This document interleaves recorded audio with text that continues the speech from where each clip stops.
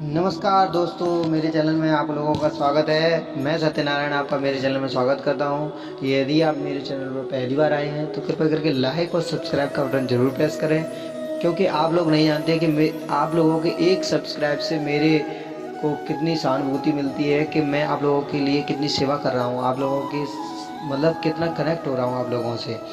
तो आज मैं भगवद गीता के 12वें अध्याय के बारे में बताने वाला हूँ, 12वें अध्याय के महात्मा के बारे में। और यदि आप मेरे चैनल पर पहली बार आए हैं तो मेरी अन्य वीडियो भी ज़रूर देखें, ज़रूर सुने, क्योंकि इससे पहले मेरी भगवद गीता सार की वीडियो अलग हैं और भगवद गीता के संस्कृत अनुवाद की वीडियो अलग हैं। तो कृपया करके जाइए और ज़रूर सुनिए। और भगवद गीता श्री कृष्ण के मुखारबिंद से निकली हुई एक अमृत वाणी है। तो आज मैं आप लोगों को भगवद गीता के बारे में अध्याय का महात्मा बताने वाला हूँ। तो चलिए आइए वीडियो शुरू करते हैं। जय श्री कृष्ण। श्री महादेव जी कहते हैं, पार्वती दक्षिण दिशा में कोल्लापुर नामक एक नगर है, जो सब प्रकार के सुखों का आधार है, सिद्ध महात्माओं का निवास स्थान तथा सिद्ध प्राप्ति का क्षेत्र है। वह पराशक्ति भगवती लक्ष्मी की प्रधान पीठ है। संपूर्ण देवता उसका सेवन करते हैं। वह पुराण प्रसिद्धि तीर्थ भोग एवं मोक्ष प्रदान करने वाला है। वहाँ करोड़ों तीर्थ और शिवलिंग हैं। रुद्र गया में भी वही है।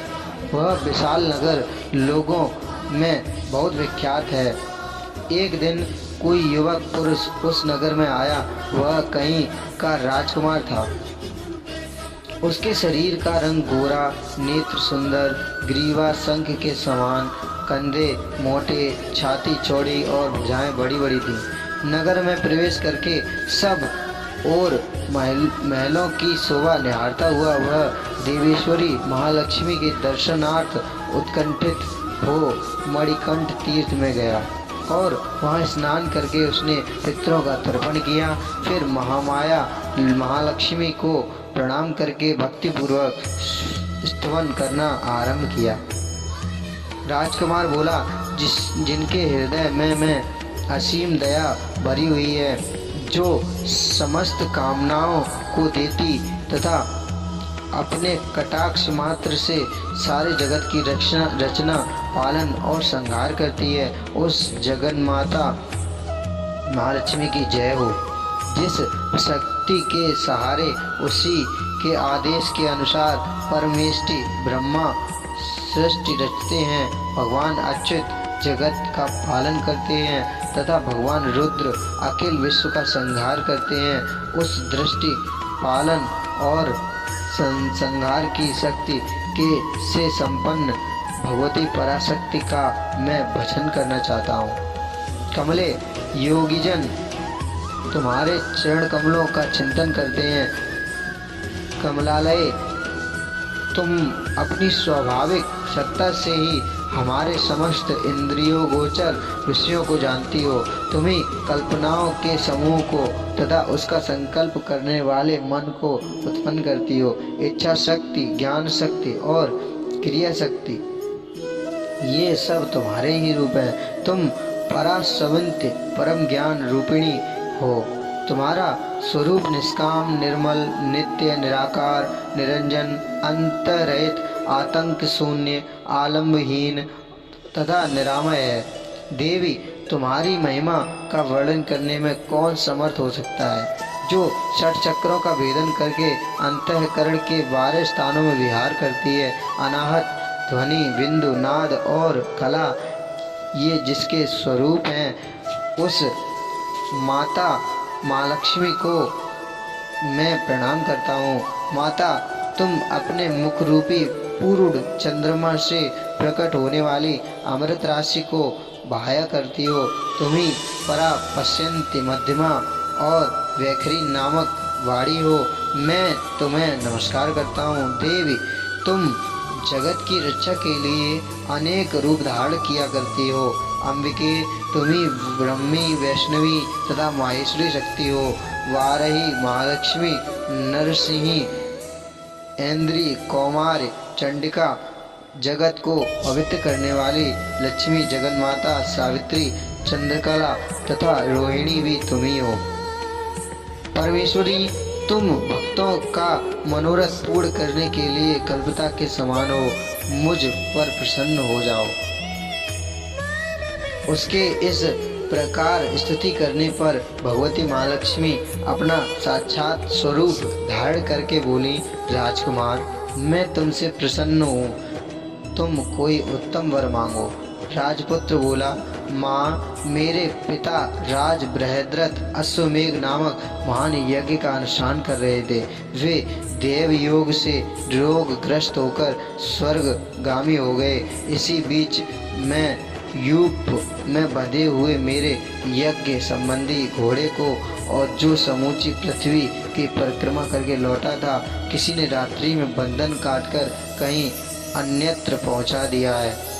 उसकी खोज में मैंने कुछ लोगों को भेजा था, किंतु वे कहीं भी उसका पता न पाकर जब खाली हाथ लौट आए हैं, तब मैं सब ऋषियों से आज्ञा लेकर तुम्हारी शरण में आया हूँ।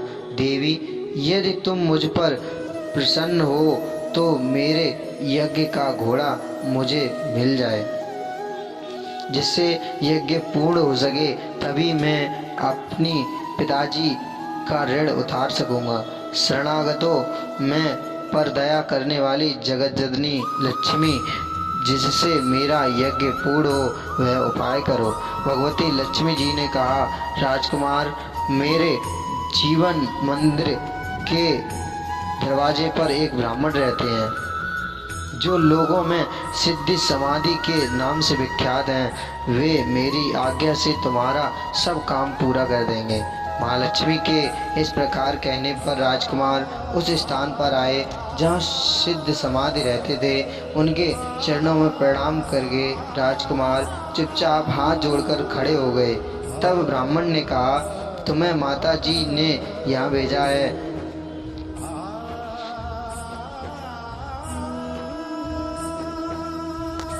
अच्छा देखो, अब मैं तुम्हारा सारा अभीष्ट कार्य सिद्ध करता हूँ। यूँ कहकर मंत्रवेत्ता ब्राह्मण ने सब देवताओं को वहीं खींचा। राजकुमार ने देखा, उस समय सब देवता हाथ जोड़े थर थर काँपते हुए वहाँ उपस्थित हो गए। तब उन श्रेष्ठ ब्राह्मण ने समस्त देवताओं से कहा, देवगण, इस राजकुमार का अश्व जो यज्ञ के लिए निश्चित हो चुका था, रात में देवराज इंद्र ने चुराकर अन्यत्र पहुंचा दिया है, उसे शीघ्र ले आओ। तब देवताओं ने मुनि के कहने पर यह यज्ञ का घोड़ा लाकर दे दिया। इसके बाद उन्होंने उसे जाने की आज्ञा दी। देवताओं का आकर्षण देखकर तथा खोए हुए अश्व को पाकर राजकुमार ने मुनि के चरणों में प्रणाम करके कहा, महर्षि, आपका यह सामर्थ्य आश्चर्यजनक है। आप ही ऐसा कार्य कर सकते हैं, दूसरा कोई नहीं। ब्राह्मण, मेरी प्रार्थना सुनिए। मेरे पिता राजा बृहद्रथ अश्वमेघ यज्ञ का अनुष्ठान आरंभ करके देव योग से मृत्यु को प्राप्त हो गए हैं। अभी तक उनका शरीर तपाए हुए तेल में सुखाकर मैंने रख छोड़ा है। साधु श्रेष्ठ, आप उन्हें पुनः जीवित कर दीजिए। यह सुनकर महामुनि ब्राह्मण ने किंचित मुस्कुराकर कहा, चलो, वहाँ यज्ञ मंडप में तुम्हारे पिता मौजूद हैं, चलें। तब सिद्ध समाधि ने राजकुमार के साथ वहाँ जाकर जल अभिमंत्रित किया और उसे सबके मस्तक पर रखा। उसके रखते ही राजा सचेत होकर उठ बैठे। फिर उन्होंने ब्राह्मण को देखकर पूछा, धर्म स्वरूप आप कौन हैं? तब राजकुमार ने महाराज से पहले का सारा हाल कह सुनाया। राजा ने अपने को पुनः जीवन दान देने वाले ब्राह्मण को नमस्कार करके पूछा, ब्राह्मण, किस पुण्य से आपको यह अलौकिक शक्ति प्राप्त हुई है? उनके यूँ कहने पर ब्राह्मण ने मधुर वाणी में कहा, राजन, मैं प्रतिदिन आलस से रहित होकर गीता के 12वें अध्याय का जप करता हूँ। उसी से मुझे यह शक्ति मिली है जिससे तुम्हें जीवन प्राप्त हुआ है। यह सुनकर ब्राह्मणों सहित राजा ने उन महर्षि से गीता के 12वें अध्याय का अध्ययन किया। उनके महात्म्य से उन सब की सद्गति हो गई। दूसरे दूसरे जीव भी उसके पाठ से परम मोक्ष को प्राप्त हो चुके हैं। जय श्री कृष्ण।